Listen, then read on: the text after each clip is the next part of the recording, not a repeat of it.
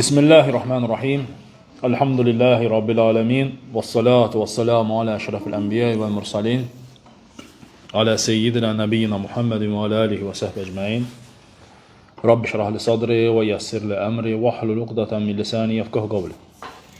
Birincisi, əziz və dəyərli qardaşlarım, dəyərli müsəlmanlar, ilk öncə özümə, sonrasını hər birinizə uca və böyük olan Rəbbimizdən haqq təqvası ilə qorxmağı nəsihət edirəm.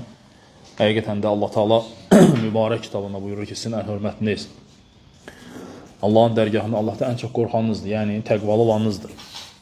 Uca və böyük olan Rəbbimizdən qorxmaq, Allah Taala'nın üzərimizdə olan əmrlərini yerinə yetirmək, nəyə ki bizlərə qadağan edibsə, nədən ki çəkinməyi əmr edibsə, o şeylərdən uzaq durmaqla bu sifəti qazanmaq olar. Və biz Allaha həmd olsun təqva ilə dolu olan bir aydayıq. Və artıq bu ay sona yetir. Bu günləri 24-cü gündür artıq Ramazanda geridə qoyduq və 25-ci gecəyə, yəni ehtimal olunan tək gecələrdən olan 25-ci gecəyə artıq keçid edirik. Ona görə də kim ki bu ayın əvvəl hissələrini istifadə etməyibsə, hələ də tövbə etməyibsə, Allahdan bağışlanma diləməyibsə, bu fürsətdir ki, bu qalan bu 4 gün, 5 gün içərisində Allahdan istiğfar diləsin, bağışlanma diləsin və savab işlərini, əməllərini artırsın. Və ilk öncə Allaha dua edirəm ki, Allah Subhanahu taala yəni bizi bu Ramazanı sona qədər çatdırmağı bizə nəsib etsin və bu Ramazan ayında etdiyimiz ibadətləri, tutduğumuz orucları Allah Taala öz dərgahında qəbul buyursun. Ramazan ayı, qardaşlarım, deməli bu son 10 gündə ən önəmli ibadətlər var. Bu ibadətlər içərisində ən önəmlisi, bilirsiniz ki, bu Qədr gecələrinin düşdüyü gecədir. Hansı ki, o gecə Allah Taala'nın kitabı Quran-ı Kərimin nazil olduğu bir gecədir. Biz bundan öncəki dərslərdə də söylədik. Peyğəmbər sallallahu əleyhi və səlləm buyurur ki, Ramazan ayının 25-ci gecəsi Quran-ı Kərim nazil olub. Ona görə də bəzi alimlər elə bu hədisə əsasla deyirlər ki, Qədr gecəsi 25-ci gecədir. Lakin ən gözəli odur ki, son 10 günün tək günlərində nə edirsən, istifadə edəsən. Çünki Allah Resulü sallallahu əleyhi və səlləm səhabələrinə o gecənin hansı gecə olduğunu demək istəyirdi. Və çıxdı onların yanına demək. Lakin 2 dənə müsəlmanın bir-birinə mübahisəsini gördüyü zaman Allah Taala unutdurur onlara. Peyğəmbər sallallahu əleyhi və səlləm o gecənin hansı gecə olduğunu. Və bu hədisə əsasən Allah Resulü buyurur ki, son 10 gündə və sonra asanlaşdırır ki, tək günlərində nə edin, axtarın. Bu da ondan ibarətdir ki, yəni müsəlman yəni bir gün olsaydı, bütün günlərini yatardıq, bir dənə həmin o günü durardıq, oyaq qalardıq, vəssalam. Ona görə də daha gözəli odur ki, insan axtarsın. Ki, son 10 günün tək günlərin hamısında ibadət etsin. Və Peyğəmbər sallallahu əleyhi və səlləmin xanımı Ayşə radhiyallahu anha deyir ki, ya Rasulullah, əgər mən bilsəm ki, bu günləri Qədr gecəsidir, mən nə edim? Və Allah Resulü ona dua öyrədir və deyir ki, bunu etkidən Allahumma innaka afuvun kerimun tuhibbul afwa fa'fu anni. Ey Rəbbim, sən bağışlayansan, rəhimlisən, mərhəmətlisən, məni əfv et, məni bağışla. Və ona görə bəzi əhlüsünnə imamları deyirlər ki, yəni bu gecələri bu zikri nə etməyə çoxaltmaq lazımdır. Hətta namaz qılmaqdan nədir, daha əfsəldir. Bu zikri nə etmək, çoxaltmaq. Çünki Peyğəmbər sallallahu əleyhi və səlləm öz xanımına Ayşə radhiyallahu anha ən gözəlini öyrətdi. Ki, bu duanı nə etsin, o Qədr gecələrində istifadə etsin. Allah Taala'nın sevgisini qazanmaq üçün, qardaşlarım, səbəblər çoxdur. Hansı ki, Allah Subhanahu taala bir çox səbəblər qoyub ki, İnsan onları etdiyi zaman, yəni Allah Taala'nın sevgisini qazanmış olur. Və mən bu günləri bəzilərini qeyd edəcəm. Hansılar ki, o əməlləri etdiyimiz zaman Allah Taala'nın sevgisini bir müsəlman qazanmış olur. Və bunların ən birincisi Allahın kitabıdır, Quran-ı Kərimdir.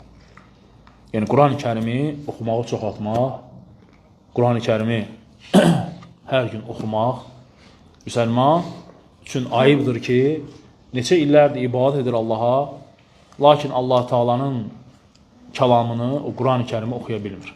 Bu onun üçün ayıbdır. Ona görə müsəlmanın həyatı elə olmalıdır ki, onun bir günü belə Allahın kitabına qulaq asmadan keçməsin.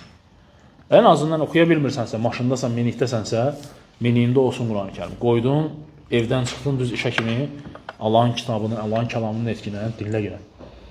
Çünki Allah Subhanahu taala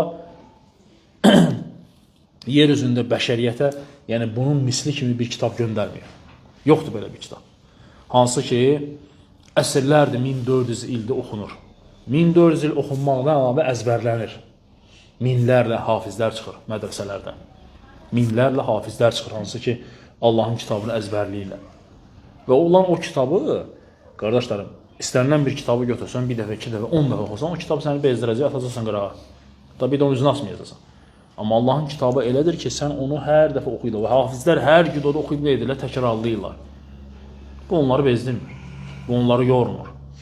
Əksinə nədir? Onların savabı daha da artır. Və həmçinin Allahın kitabı elə bir kitabdır ki, sən onu oxuduqca o sənə mükafat gətirir. O sənə savab gətirir. Hər hərfinə 10 savab. Başqa kitablar belə deyil, dünya bir kitablar, heç biri. Ki sən o kitabı oxuyasan, o sənə savab gətirir. O başqa kitabları oxuduğun zaman dəstəmaz almağa, təmizlənməyə ehtiyac yoxdur. Amma Allahın kitabı hörmət əlaməti olaraq müsəlman bir kimsə dəstəmazlı olmaq nədir? Ədəblərdəndir Allahın kitabına qarşı.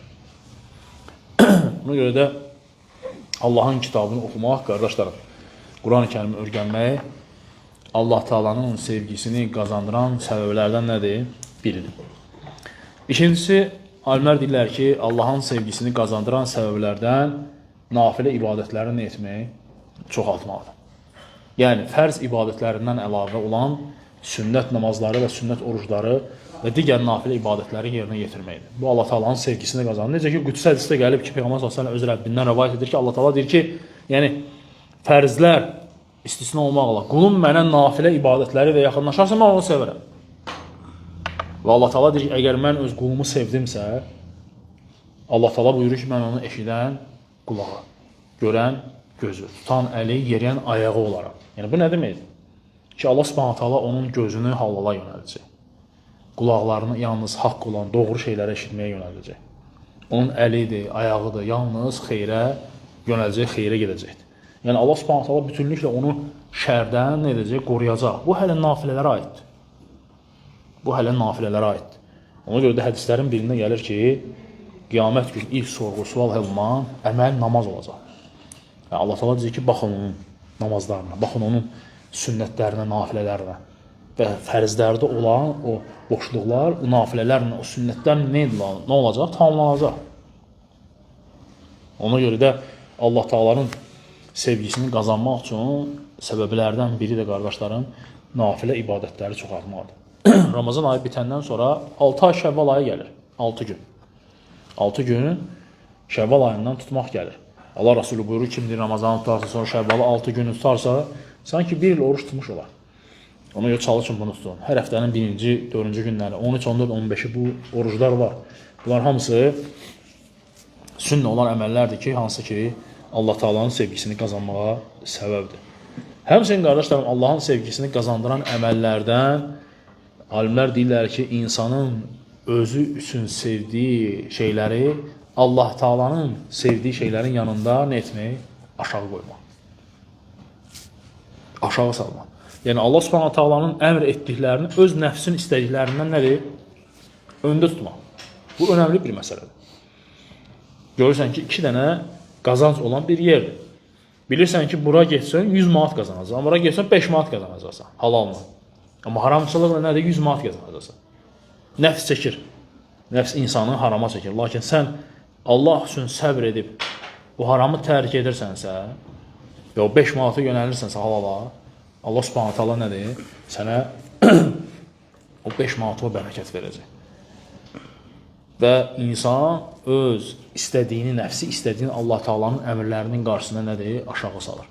Ona görə sələflər deyirlər ki, əgər sən bilmək istəyirsənsə ki, Allah Taala dərgahında hansı yerdəsən, bax ki, Allah Taala sənin qatında hansı yerdədir. Yəni, sən Allahın əmrlərini necə yerinə yetirirsən. Sən Allahın buyurduqlarını necə yerinə yetirirsən. Sən Allahın əmrlərini necə yaşayırsan. Bunlar hamısı nədir? Önəmli məsələlərdir ki, insan öz nəfsinə qalib gəlib Allahın əmr etdiklərini öz nəfsinin istədiklərindən üstə qoymaq. Bu ağır bir məsələdir. Hər adam bunu bacarmır. Ona görə də görürsən ki, namaz qılmayanlar, oruç tutmur. Baxırsan ki, Ramazan ayıdır, insan içki içir, haramları edir. Fərq etmir onun üçün. Niyə görə? Çünki o insan hələ Allahı dərk etməyib, Allahı anlamır. Əgər onda Allah qorxusu olsaydı, o Allahın əmrini nəfsi istəyindən üstün tutardı. Həmçinin namazın özü. İnsan nəfsinə ağır gəlir ibadət etmək. Lakin kim ki nəfsinə qalib gəlir, Allahın əmrini önə çəkirsə, Allah Subhanahu taalanın sevgisini qazandıran əməllərdəndir, qardaşlar. Həmçə alimlər deyirlər ki, Allahın sevgisini qazandıran əməllərdən Allah Subhanahu taalanın isimlərini və sifətlərini öyrənməkdir. Baxın, İslam dinini bir dənə təsəvvür edin, bu İslam dinidir. Və İslam dinini bölün fənlərə. Yəni, fiqh aid olan məsələlər, təfsir elminə aid olan məsələlər, Peyğəmbər sallallahu həyatı ilə bağlı olan məsələlər, tövhid məsələləri və Allahın adları və sifətləri. Bunların bölüyə bölsək ki, birinci, ikinci yerdə hansıdır? Ən birinci üstə Allahın adları və sifətləri olan məsələlərdir. Hansı ki, onları öyrənmək insanın nədir? Allah Taala'nı daha yaxşı tanımağa, daha gözəl tanımağa səbəb olur. Və insan da nə qədər çox öz Rəbbini tanıyırsa, insan da nə qədər çox öz Rəbbini, sifətlərini, isimlərini tanıyırsa, bilirsə, o insan daha çox Allahdan qorxacaq, daha çox Allahın əmrlərini yerinə yetirəcək və daha çox Allah Subhanahu taalanı sevəcək və Allah Taala'nın da sevgisini insan qazanmış olacaq. Ona görə də Allahın isimlərini və sifətlərini öyrənmək lazım. Ona görə Peyğəmbər sallallahu nə deyir? Kim deyir Allahın 100-dən 1 əski 99 ismi var. Kim onları sadalayırsa cənnətə girir. Yəni sadalamaq nədir? O isimləri öyrənib, onlarla Allahı çağırmaq, onlarla Allahı dua etmək, onlarla Allahdan istəmək, o Süleyman əleyhissalamın o Bilqeysin taxtını gətirmək istəyəndə o ifrit olur. İfrit deyir ki, sən deyir yerindən durub oturduğun müddətdə, yəni stuldan qalxacaq, oturacaqsan, mən o taxt tacını gətirəcəm sənə ya. Və orada ayədə keçir ki, yəni yanında, yəni Allahın elmindən olan bir kimsə deyir ki, yəni bilinmir kim olur. Bəziləri deyib insan olur, bəziləri deyib bir şey təfsir cin olur. O deyir ki, sən bir dənə gözü belə yumub basacaqsan, orada olacaq. Bilirsiniz nə deməkdir o? Onu indiki texnologiyada ölçüm var, bu mümkün deyil. Belə eləyəcəksən, buradadır deyir. Onun görə təfsirçilər deyirlər ki, o Allah Taala'nın elə bir ismini bilirdi ki, əzəmətli ismi. O isminlə dua etdiyi zaman Allah Subhanahu taala ona verirdi onu istədiyi. Və hədislərdə də gəlir, Peyğəmbər sallallahu dövründə elə sahabələr olub ki, Allahın elə adları deyir, sən Allahın elə əzəmətli adı ilə istədin ki, Allah Subhanahu taalanın səma qapıları açıldı deyir. Mələklər deyir, sənin duanı çatdırmaq üçün yarışırdılar deyir. Ona görə də Allahın isimlərini öyrənin. İsim və sifətlər tövhidi. Görürsünüz, azanlar çoxsu da bu məsələdə azırlar. Zalətə düşürlər. Amma insan doğru düzgün şəkildə qaydalar üzərində öyrəndiyi zaman həqiqətən də o insan Allahın sevgisini qazanmış olacaq. Və bir də sonuncunun, 5-cini də qeyd eləyək. Bu da Allah Subhanahu taalanın nə etməkdir? Həm dil ilə, həm qəlb ilə, əzalarla Allahı zikr etmək, Allahı xatırlamaqdır. Bu da Allahın sevgisini qazandıran səbəblərdəndir. Qardaşlar, Allahı zikr etmək, insanın dili daima Allahı xatırlayır. Subhanallah, elhamdülillah, Allahu Ekber, la ilahe illallah. Peyğəmbər sallallahu buyurur ki, ən gözəl zikirdir, elhamdülillah. Ən gözəl duadır, elhamdülillah, la ilahe illallah. Bu zikirlərin etmini çoxalmaq. Yəni, dilim boş-boş şeylər danışmaqdansa faydasız şeyləri, dilimi öyrədirsən Allahın zikr etməyi, Allahdan istiğfar eləmək, əstəğfirullah, bunlara. Və bu insan da həqiqətən də Allahın sevgisini qazandıran səbəblərdən biri. Çoxdur, dediyim kimi. Sadəcə bu bəzilərini qeyd etdi ki, bir həm özümüzə xatırlama olsun, həm də dinləyənlərə xatırlama olsun. Və dua edirəm ki, Allah Taala bu iftar məclisimizdə bərəkətli məclislərdən etsin. Kimlər ki, yəni iftar süfrələri təşkil edir, müsəlmanlara iftarlar verilir, Allah Subhanahu olan mallarına, mülklərinə, əhlərinə bərəkət versin. Çünki kim bir oruç tutanı doyurarsa, sanki özü də onun qazandığı savabdan özü də qazanacaq o insan. Bəli, ona görə də əlhamdülillah ki, belə məclislər müsəlmanları bir edir, müsəlmanları bir yerə toparlayır. Bərəkət də cəmaatla olmaqda, Qaraçuxur məscidi olsun, İlahiyyatda olsun, Bakır məscidi olsun. Hər yerdə əlhamdülillah iftarlar verilir, maşallah. Allah mallarını bərəkət versin arkadaşlar. Bu nədir? Böyük bir işdir və böyük bir sevindirici bir işdir. Allah Subhanahu taala da bərəkət verəcək inşallah. Allah bizə eşidib faydalananlardan etsin. günahlarımızı bu ayda əff etsin, günahlarımızı bağışlasın. Allah razı olsun. Subhanəkəllahumma. Bihamdik əşhədən ətə əstəğfiruka. Allah razı olsun.